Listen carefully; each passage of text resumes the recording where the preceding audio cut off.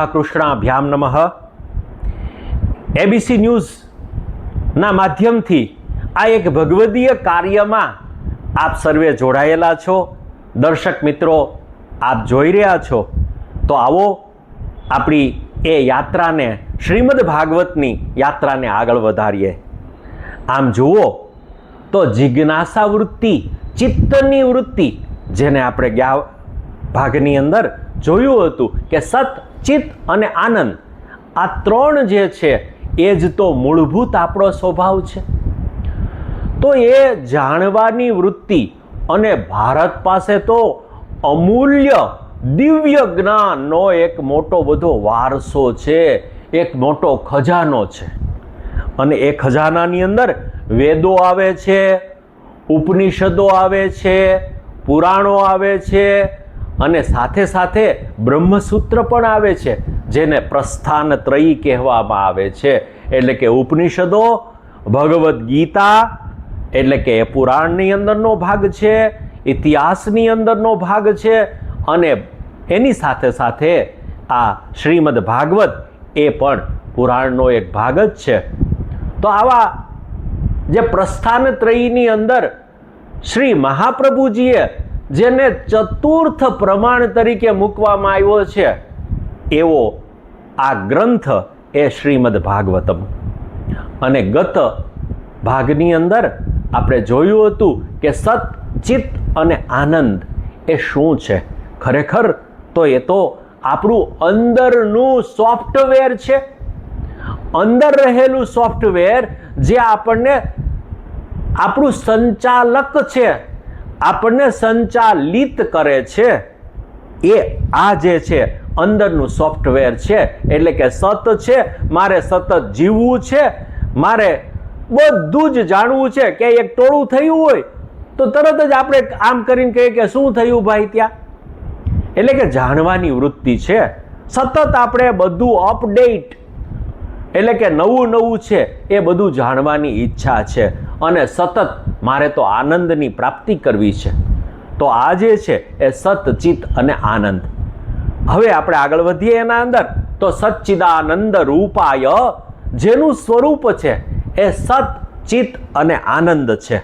એવું તો એ શું છે એ જાણતા પહેલા એની સાથે સાથે 5 તત્વો પણ મહત્વના છે. આમ જુઓ તો આપણી આંગળીઓ જોશું તો એ 5 તત્વોને જ રજૂ કરે છે.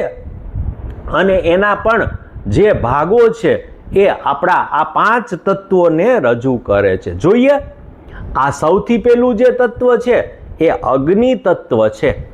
ભગવાને આપણને આ પ્રકારના નાના મોટા આંગળાઓ આપ્યા છે, એની પાછળ પણ વિજ્ઞાન છે.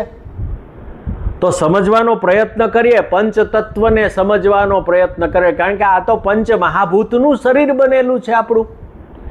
એનાથી, આ મશીનથી, આ યંત્રથી આપણે આ કામ કરી રહ્યા છે. તો આ પંચ મહાભૂત એ શું છે?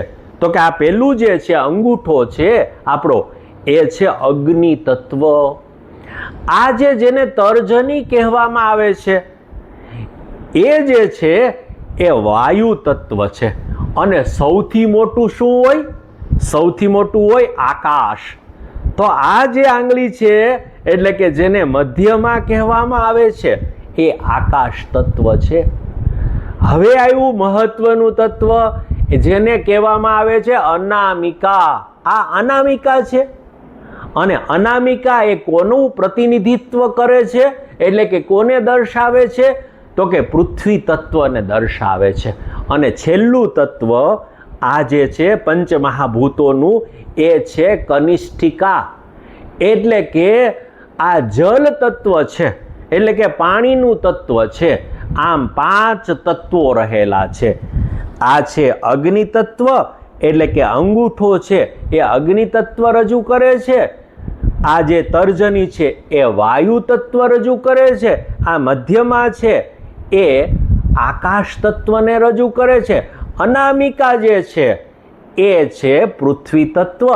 અને આ કનિષ્ઠિકા છે એ છે પૃથ્વીનું તત્વ, જલનું તત્વ છે.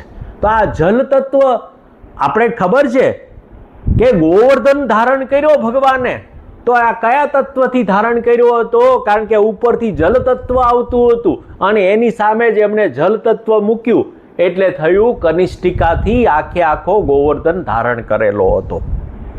તો આપણું શરીર જે બનેલું છે એટલે કે જે આપણો હાર્ડવેર, અત્યારની ભાષામાં જો આપણે વાત કરીએ તો જે હાર્ડવેર આપણો બનેલો છે એ શેનાથી બનેલો છે?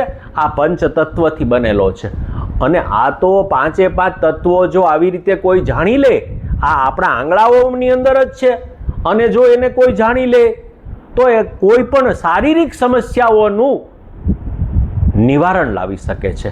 દાખલા તરીકે જેમને ઓબેસિટી વધારે છે, જેમને ફેટ વધારે છે, જેમનું વજન વધારે છે અને એ વજનને જેમને ઓછું કરવું છે એમને પકડવાનું છે આ પૃથ્વી તત્વ.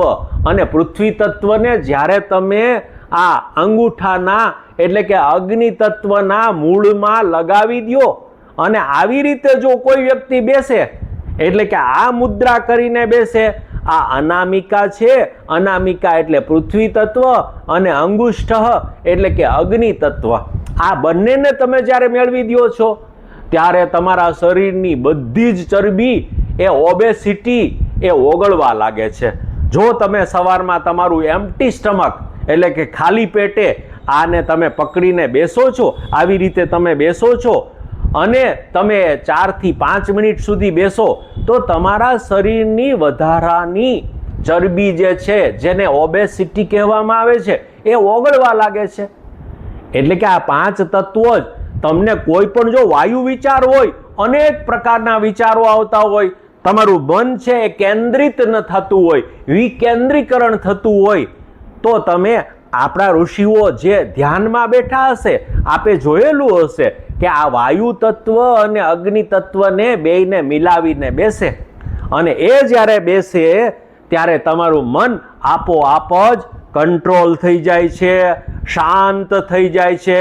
તન્મે મનઃ શિવ સંકલ્પમસ્તુ. અને એવું શાંત થયેલું જે આપણું મન છે એ આપણને દરેક કાર્ય કરવાની સિદ્ધિ આપે છે. તો આવું આ પંચમહાભૂત છે, એનાથી આપણું શરીર બનેલું છે. અને એ જ તો વાત અહીંયા કરવામાં આવી છે, વિશ્વોત્પત્યાદિ હેતવે. તો આ વિશ્વ ઉત્પત્તિ અને એનું લય, પ્રલય અને સ્થિતિ કેવી રીતે થાય એ આપણે જાણવું આપણા જીવનની માટે પણ બહુ જરૂરી છે. તો આપણા આગલા વિભાગની અંદર આપણે ફરીથી મળીશું અને આ જ આપણી વાત જે છે, આપણી સમસ્યાઓનું જે નિવારણ લાવે છે, દરેક સમસ્યાના સમાધાન તરફ, where there is problem there is solution. અને એ સોલ્યુશન છે એના તરફ આપણે કેમ આગળ વધવું એ આપણે આગળના વિભાગમાં જોશું, આગળના એપિસોડની અંદર જોઈશું. ધન્યવાદ.